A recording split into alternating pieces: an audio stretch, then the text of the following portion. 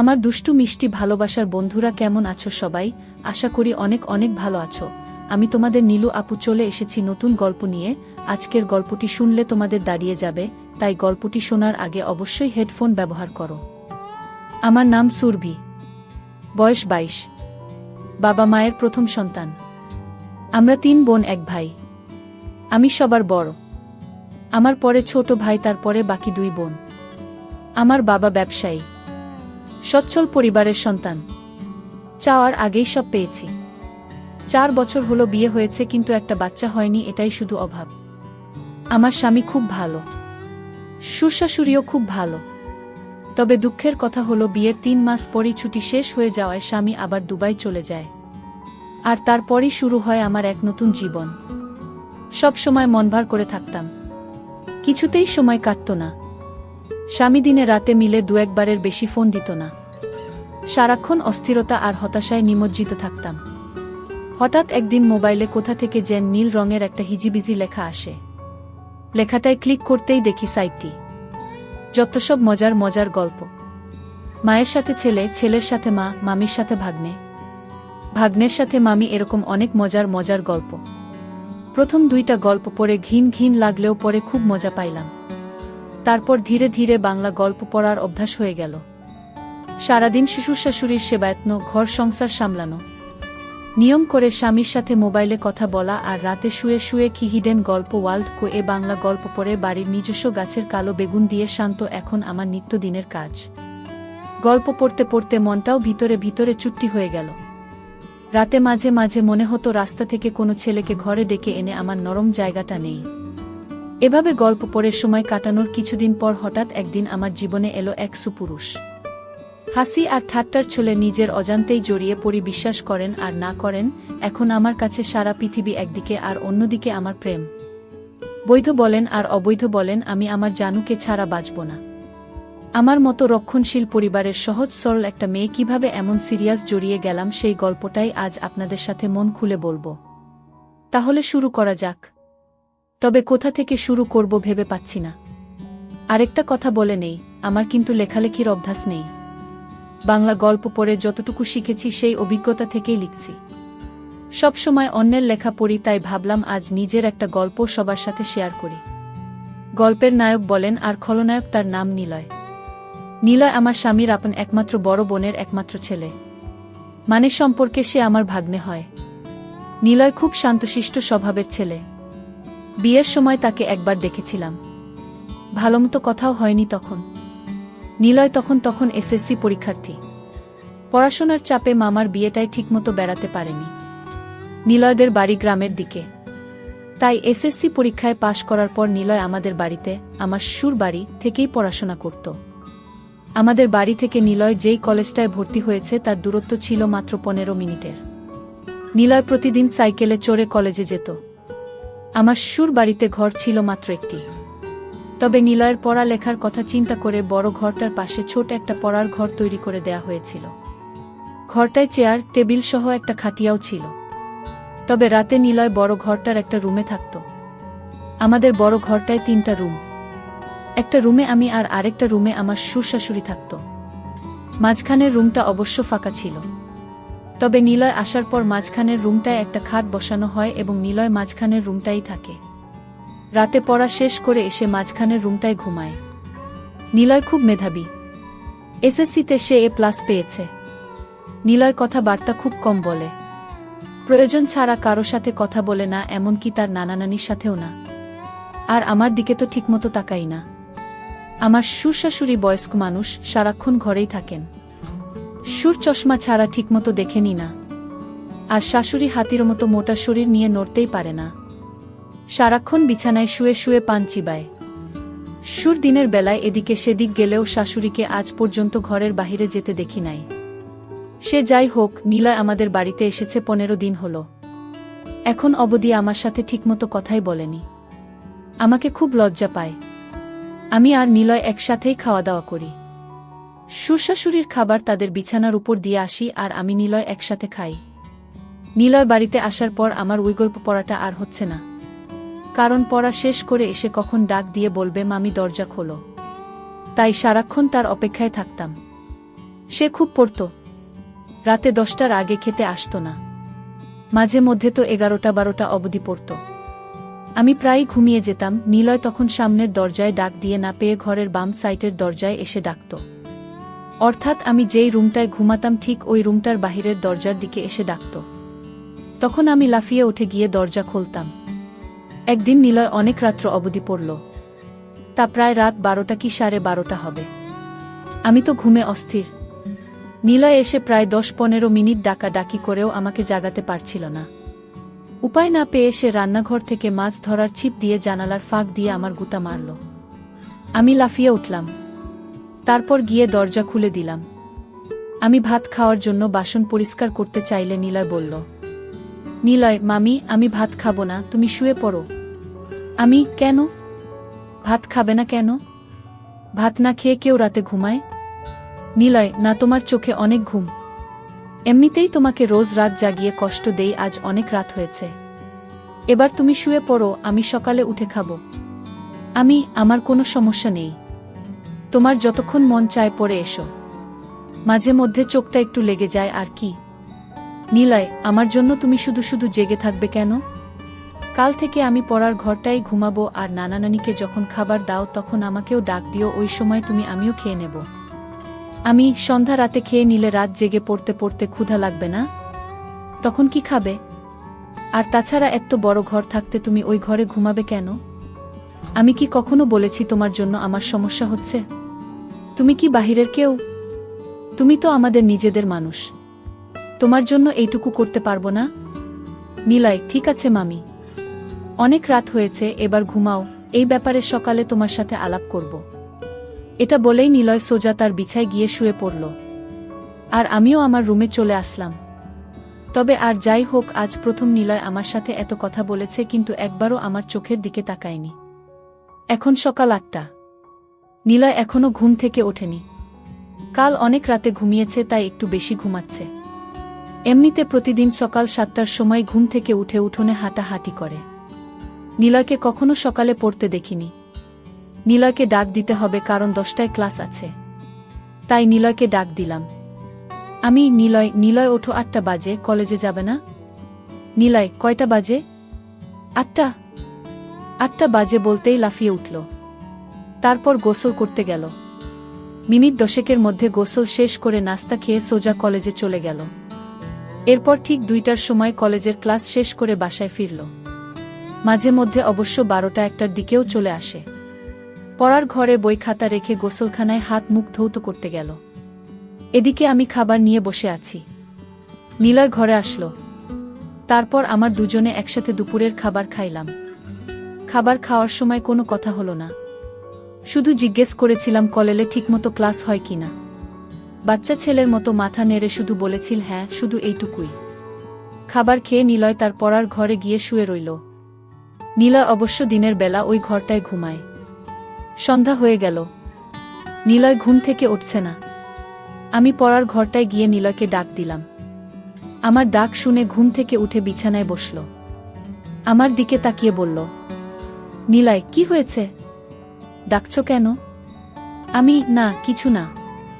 সন্ধ্যা হয়ে গেল, তুমি এখনো ঘুমাচ্ছ, পড়তে বসবে না? নিলয়, সন্ধ্যা হয়ে গেছে নাকি?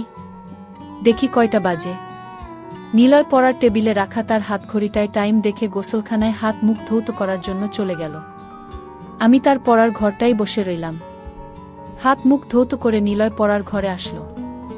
আমার দিকে তাকিয়ে বলল, নিলয়, তুমি এখনো এখানে কি করো? রান্নার কাজ শেষ? সেই কখন। কেন, ক্ষুধা লাগছে নাকি? নিলয়, আরে না, কি যে বলো, এই সন্ধ্যার সময় ক্ষুধা লাগে নাকি? তবে চা হলে ভালো হতো। চা পাতা মনে হয় ঘরে নেই। কাল থেকে তোমাকে চা করে দেব, ঠিক আছে? নিলয়, ঠিক আছে। এখন যাও, আমি পড়তে বসব। আচ্ছা বাবা, তুমি মনোযোগ দিয়ে পড়ো, আমি গেলাম। আমাদের বড় ঘরটায় চলে আসলাম। ঘণ্টা 2 পরে শ্বশুরশাশুড়িকে রাতের খাবার দিলাম। শ্বশুরশাশুড়ি খাচ্ছে। আমি পাশেই বসে আছি।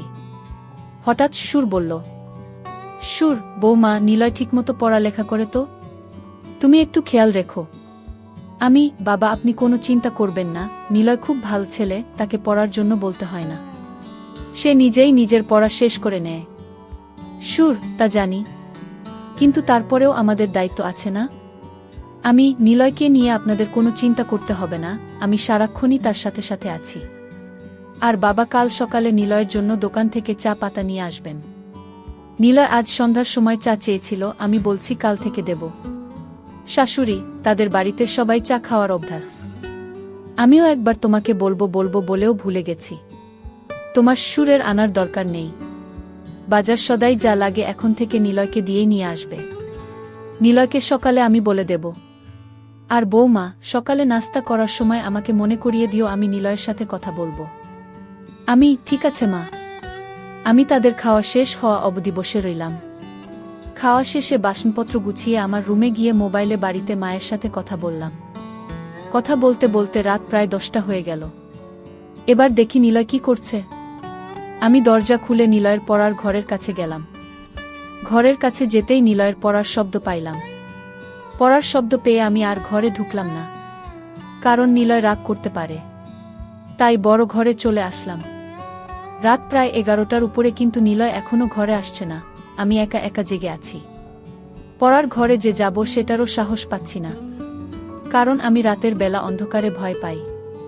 তাই বাহিরে না গিয়ে সামনের জানালা খুলে বসে রইলাম।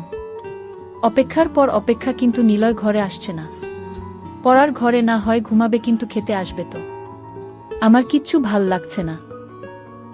কি করব ভেবে পাচ্ছি না। সুরকে ডাকবো নাকি ডাকবো না তাও বুঝতে পারছি না। এভাবে অপেক্ষা করতে করতে রাত প্রায় 12:30 বেজে গেল। এরপর আমি অপেক্ষা করতে করতে কখন যেন ঘুমিয়ে গেলাম। সকালে ঘুম থেকে উঠে শাশুড়িকে জিজ্ঞেস করলাম, মা নিলয় ঘরে আসে নাই? শাশুড়ি, না, কেন, কি হয়েছে বৌমা? না কিছু না মা, নিলয় কাল রাতে বড় ঘরে আসে নাই, পড়ার ঘরেই ঘুমাইছে। আমি অনেক রাত্র পর্যন্ত অপেক্ষা করে কখন যে ঘুমিয়ে পড়েছি নিজেও জানি না। শাশুড়ি, কি বলো বৌমা? নিলয় পড়ার ঘরে ঘুমাবে কেন? এই ঘরে কি তার সমস্যা হয়? কি জানি মা, আমি তো সারাক্ষণই তার খেয়াল রাখি। আমার মনে হয় নিলয় আমাকে লজ্জা পায়। আচ্ছা মা, আমাকে লজ্জা পাওয়ার কি আছে? আমি তো ওর মার মতোই, তাই না? শাশুড়ি, নিলয়কে ডাকো। সে তোমাকে লজ্জা পাবে কেন? তুমি তো তাকে অনেক খাতির যত্ন করছো, সেটা তো আমি নিজেই দেখছি। তাহলে সে এমন করবে কেন? এটা তো ঠিক না। সে এখানে লেখাপড়া করবে, যখন যা লাগবে তোমাকে বলবে, তুমি না দিলে আমাদের বলবে। আর তুমি তো আমার লক্ষ্মী বৌমা, কত সুন্দর করে সংসারের সব দায়িত্ব নিজের কাঁধে নিয়েছ। কই নিলয়, কই, ডাকো তাকে। ঠিক আছে মা, আপনি চিন্তা করবেন না, কয়দিন গেলে এমনিতেই লজ্জা চলে যাবে। দেখি নিলয় কি করছে। এখনো ঘুম থেকে কেন উঠছে না? 8টার উপরে বাজে, কলেজের সময় হয়ে যাচ্ছে না? আমি শাশুড়ির সাথে কথা বলে নিলয়ের পড়ার ঘরে গেলাম। এখনো দরজা বন্ধ, তার মানে নিলয়ের ঘুম ভাঙ্গেনি। আমি দরজায় টোকা মেরে নিলয় নিলয় বলে ডাকতে লাগলাম। নিলয়ের কোনো সাড়া শব্দ নেই। অনেকক্ষণ ধরে ডাকছি, কিন্তু তার কোনো হুঁশই নেই। ঘরটায় আবার কোন জানালাও নেই যে তাকে জানালার পাশে গিয়ে ডাকি। পুরো ঘরটায় একটাই দরজা। যাই হোক, এবার জোরে জোরে দরজায় থাপ্পড় মারতে থাকলাম। প্রায় 15-20 মিনিট ডাকা ডাকির পর নিলয় দরজা খুলল। দরজা খুলেই আবার বিছানায় গিয়ে শুয়ে পড়ল। আমি বুঝতে পারলাম না ঘুমে কাতরাচ্ছে নাকি অসুস্থ হয়ে পড়ল। আমি ঘরে ঢুকে তার মাথায় হাত দিলাম। হাত দিতেই দেখি শরীরে প্রচণ্ড জ্বর, শরীরটা যেন পুড়ে যাচ্ছে।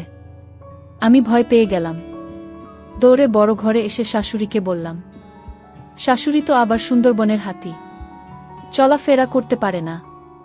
তাই আমাকে বলল, বৌমা, নিলয়ের শরীরটা ভিজা কাপড় দিয়ে মুছে দাও আর কপালে জলপট্টি দাও। আমি শাশুড়ির কথামতো বালতিতে পানি নিয়ে নিলয়ের শরীর থেকে কাঁথা সরিয়ে তার সারা শরীর ভিজা কাপড় দিয়ে মুছে দিলাম। তারপর কপালে জলপট্টি দিলাম। প্রায় ঘণ্টাখানি তার পাশে বসে রইলাম। এরপর আস্তে আস্তে নিলয় চোখ খুলতে লাগল। আমি তাকে ধরে উঠে বসালাম। বসানোর পর নিলয় আমাকে বলল, মামি, রাতে যখন জ্বর অনুভব করি তখন সাথে সাথে গিয়ে তোমাকে ডাক দিয়েছিলাম, কিন্তু তুমি গিয়েছিলে, তাই তোমাকে আর বেশি ডাকাডাকি করিনি। আমি বললাম, এটা কোনো কথা হলো নিলয়? তুমি অসুস্থ, একা একা এই ঘরে কেন ঘুমালে? আমার জানালায় জোরে থাপ্পড় মারতে, নয়তো বাম দিকের দরজাটায় জোরে একটা লাথিই মারতে। এভাবে একা একা কষ্ট করার কোনো মানে হয়? এভাবে 10 মিনিট কথা বলার পর নিলয় উঠে দাঁড়ালো। তারপর খাট থেকে নেমে সোজা গোসলখানায় গেল। গোসলাখানা থেকে হাত মুখ ধৌত করে বড় ঘরে গেল। নিলয়কে বড় ঘরে যেতে দেখে আমিও বড় ঘরে চলে গেলাম। বড় ঘরে এসে তাকে নাস্তা দিলাম। নাস্তা করতে করতে তার শরীরের জ্বর কিছুটা কমে গেল। কলেজে যাওয়ার মতো সময় আর শরীরের কন্ডিশন কোনটাই ছিল না। তাই নিলয় আজ কলেজে গেল না, বাড়িতেই হাঁটাহাঁটি করছে। আমি রান্না করছি, হঠাৎ দেখি নিলয় আমার পেছনে দাঁড়িয়ে আছে। আমি বললাম, কি ব্যাপার, রান্না শিখবে নাকি? নিলয়, না, ভাবছি তুমি সারাদিন একা একা কত কাজ করো, সবার খেয়াল রাখো, সত্যিই তুমি খুব ভালো। কেন যে তোমার সাথে এতদিন কথা বলিনি? আমি আসলে তোমাকে লজ্জা পেতাম, তাই তোমার সামনে কম আসতাম, কম কথা বলতাম। তাছাড়া আমি মেয়েদের কাছ থেকে একটু দূরেই থাকি। আমি কেন? মেয়েদের কাছ থেকে দূরে কেন? মেয়েরা কি বাঘনা ভাল্লুক? নিলয়, আরে না, তুমিও দেখছি কলেজের মেয়েদের মতো কথা বলো। আমি কলেজে আবার মেয়ে বন্ধু নাই তো? নিলয়, আরে না, আমাদের ক্লাসের একটা মেয়ে আছে, অযথাই গায়ে পড়ে কথা বলে। আমি, তাই নাকি? তা মেয়েটার নাম কি? নিলয়, বিশ্বাস করো আমি ওর নামও জানি না, আর জানার ইচ্ছাও নাই। তাকে দেখলেই আমার প্রচণ্ড রাগ হয়। গায়ে পড়ে কথা বলা মেয়েদের আমি একদম পছন্দ করি না।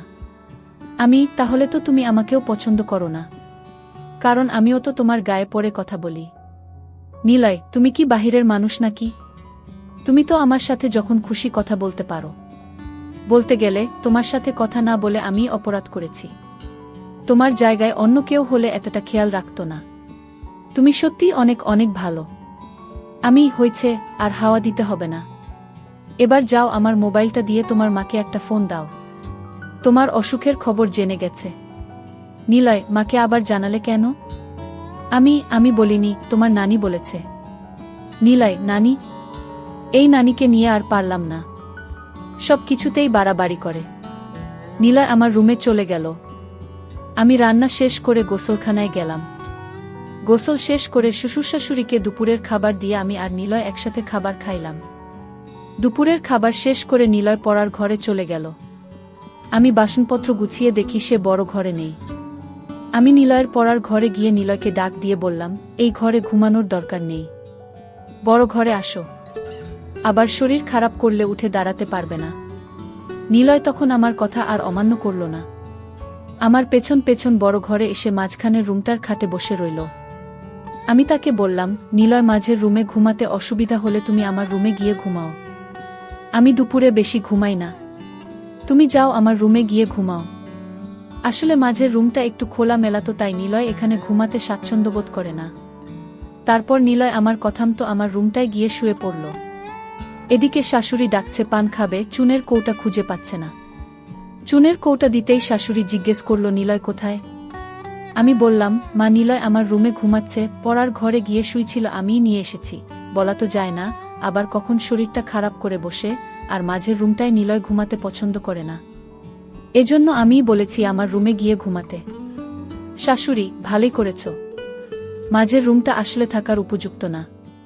দেখো, নিলয়কে বলো এখন থেকে তোমার সাথেই ঘুমাতে, রাতে পড়া শেষ করে তোমার সাথেই ঘুমাবে। তুমি তো আর তাকে কম যত্ন করছো না, তোমার কথা না শুনে পারবে না। আমি, মনে হয় না আমার সাথে ঘুমাবে, তবে আজ আমার সাথে অনেক কথা বলেছে। এতদিন তো শর্মে কথাই বলেনি, আজ মামির সাথে খুব কথা বলেছে। শাশুড়ি, বলেছিলাম না, কয়েকদিন গেলে ঠিক হয়ে যাবে। আর তুমি যেই খাতির যত্ন করছো, ওর মা চেয়ে কম না। আমি, কি বলেন মা, নিলয় তো আমাদের ছেলের মতোই। তাছাড়া নিলয়ের মামা নিলয়কে অনেক ভালোবাসে, প্রতিদিনই ফোনে নিলয়ের খোঁজ খবর নেয়। নিলয়কে কি আমি যত্ন না করে পারি? শাশুড়ি, না রে মা, তোর মতো বউ পাওয়া ভাগ্যের ব্যাপার। এই বলে শাশুড়ি প্রায় কেঁদে দিল। আমি চলে আসলাম আমার রুমে। এসে দেখি নিলয় ঘুমায়নি, মোবাইলে গেমস খেলতাছে। আমি বললাম, গেমস খেলার দরকার নেই, রাতে জ্বরের জন্য ভালোমতো ঘুমাতে পারোনি, এখন একটু ঘুমাও। নিলয়, তুমি কি করবে? তুমি ঘুমাবে না? আমি, না, আমি ঘুমাবো না। আর ঘুমালেও সমস্যা নেই, খাট তো আর ছোট না, তোমার পেছনে শুয়ে পড়ব। নিলয়, কি বলো? আমি কারো সাথে ঘুমাই না। আমি একা একা ঘুমাতেই পছন্দ করি। তাছাড়া আমার ঘুমের স্টাইল ভালো না, ঘুমের মধ্যে হাত পা কখন কোথায় যায় নিজেও জানি না। আমি হেসে বললাম, হাত পা আর কোথায় যাবে? এই রুম ছেড়ে তো আর যাবে না। নিলয়, তুমি তো দারুণ কথা জানো। হাসতে হাসতে, তুমি খুব মজার মানুষ। তোমার মনটা অনেক ভালো। আমি এত ভালো ভালো বলা লাগবে না, এবার ঘুমানোর চেষ্টা করো।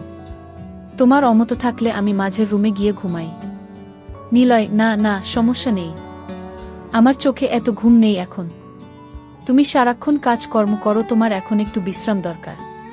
তুমি ঘুমাও, আমি সাইলেন্স মুডে তোমার মোবাইলটায় একটু গেমস খেলি। আচ্ছা তুমি গেমস খেলো, আমি ঘণ্টাখানি ঘুমাই। এই বলে আমি ঘুমিয়ে পড়লাম। ঘুম থেকে উঠে দেখি নিলয় নেই। ঘরের বাহিরে গিয়ে দেখি উঠানে হাঁটতাছে। সন্ধ্যাও ঘনিয়ে আসছে। এর মধ্যে আমি রান্না ঘরে গিয়ে নিলয়ের জন্য নুডলস বানালাম। নিলয় নুডলস দেখে খুব খুশি। তারপর নুডলস খেয়ে পড়ার ঘরে গিয়ে পড়তে বসল। ঘণ্টাখানি পড়ার পর আমি গিয়ে তাকে নিয়ে আসলাম। বললাম, আজ আর এত পড়ার দরকার নেই। শরীর ভাল হলে কাল থেকে আবার পড়া শুরু করবা। নিলয় আমার সাথে বড় ঘরে চলে আসলো। রাতের খাবার খেয়ে উঠার আগেই শাশুড়ি নিলয়কে ডাকল। নিলয়, নিলয়, নিলয়, আসছি নানি। কি হয়েছে? ডাকছ কেন? নিলয়ের নানি, ওই ছোট ঘরটা বানাইছি তোর পড়ার জন্য, থাকার জন্য না। মাঝের রুমটায় ঘুমাতে না পারলে তোর মামির সাথে ঘুমা। তোর মামি কি তোকে মুরব্বিদের কথা শুনতে হয়? শুধু লেখাপড়া করলে হয় না, আদব কায়দাও শিখতে হয়। নিলয়, ঠিক আছে, তুমি ঘুমাও, আমি মামির সাথেই ঘুমাবো। শাশুড়ির সাথে কথা বলে নিলয় যখন মাঝের রুমের খাটে বসল, ঠিক তখনই হঠাৎ তার শরীরটা আবার আগুনের মতো গরম হতে লাগল। শরীরটা যেন পুড়ে যাচ্ছে। নিলয় মামি মামি বলে ডাকতে লাগল। আমি আমার রুমে ছিলাম। দৌড়ে গেলাম নিলয়ের কাছে। কি হয়েছে নিলয়? নিলয়, মামি দেখো, আমার শরীরটা আবার গরম হয়ে যাচ্ছে। শরীরটা যেন কাঁপছে। ঠিক আছে বাবা, তুমি বসো, আমি তোমার শরীরটা ভিজা কাপড়ে মুছে দিচ্ছি। আমি শাশুড়িকে বললাম, মা, নিলয়ের আবার খুব জ্বর এসেছে। শরীরে আগুন ধরার অবস্থা। কি করব? শরীরটা মুছে দাও, আর দেখো তোমার শ্বশুরের ওষুধের কৌটায় প্যারাসিটামল ট্যাবলেট আছে, একটা খাইয়ে দিয়ে তোমার সাথে নিয়ে শুয়ে দাও। রাতে জ্বর না কমলে সকালে ডাক্তারের কাছে নিয়ে যাইও। আমি শাশুড়ির কথামতো তাই করলাম। আমার রুমে নিয়ে খাটে শোয়াইয়া তার সারা শরীর ভিজা কাপড় দিয়ে মুছে দিলাম। নিলয় জ্বরে খুব কাঁপছে দেখে আলমারি থেকে একটা কম্বল নামিয়ে দিলাম। আমি আর নিলয় পাশাপাশি শুয়ে রইলাম। আমি নিলয়ের মাথায় হাত বুলাতে লাগলাম। জ্বরে নিলয়ের শরীর ভূমিকম্পের মতো কাঁপছে। তার কাঁপুনি দেখে আমি তাকে ধরলাম। তারপরও যেন কাঁপুনি থামছে না। অনেকক্ষণ পর কাঁপুনিটা একটু কমেছে, এবার তার চোখে একটু ঘুমও দেখা যাচ্ছে। এদিকে আমার চোখেও ঘুম এসে গেছে।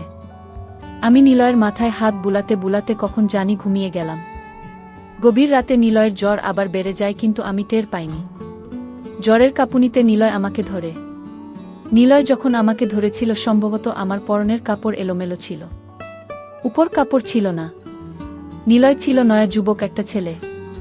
তার ইচ্ছার বিরুদ্ধেই তার শক্ত হয়ে যায়। ধীরে ধীরে চাহিদা বেড়ে যায়। নিজেকে সামলাতে না পেরে অবশেষে সে আমার থাকে। আমি প্রথম প্রথম কোনো কিছু টের পাইনি। নিলয় যখন আমার উপর চড়ে বসল, তখন আমি টের পাইলাম। কিন্তু নিলয়ের চাহিদা বুঝতে পেরে আমি আর কিচ্ছু বললাম না। জেগেও ঘুমানোর ভান করলাম। তবে একটা কথা সত্য, এতদিন আমি যাই করেছি বলেছি না কেন, আমি নিলয়কে কখনো খারাপ চোখে দেখিনি। নিলয় আসার পর আমার রুটিনই চেঞ্জ হয়ে গিয়েছিল। আমি গল্প পড়াও বন্ধ করে দিয়েছিলাম। জানি না কেন, তবে নিলয়কে নিয়ে আমার কোনো ওই মানসিকতা ছিল না। তার প্রতি আমার যতটুকু দায়িত্ব কর্তব্য ছিল, আমি তার সবটুকুই পালন করার চেষ্টা করেছি। প্রত্যেকটা মেয়েরই চাহিদা থাকে, তাই বলে সব জায়গায় সবার সাথে সব কিছু করে না, ভাবেও না। যাই হোক, আমি ঘুমের ভান করে রইলাম। এদিকে নিলয়ের চাহিদা বেড়েই চলছে। খোলার চেষ্টা করছে, কিন্তু বয়স কম। আগে কখনো এসব করেনি, তাই খুলতে পারছে না। খুলতে না পেরে উপর দিয়েই আমার দুটো শুরু করলো।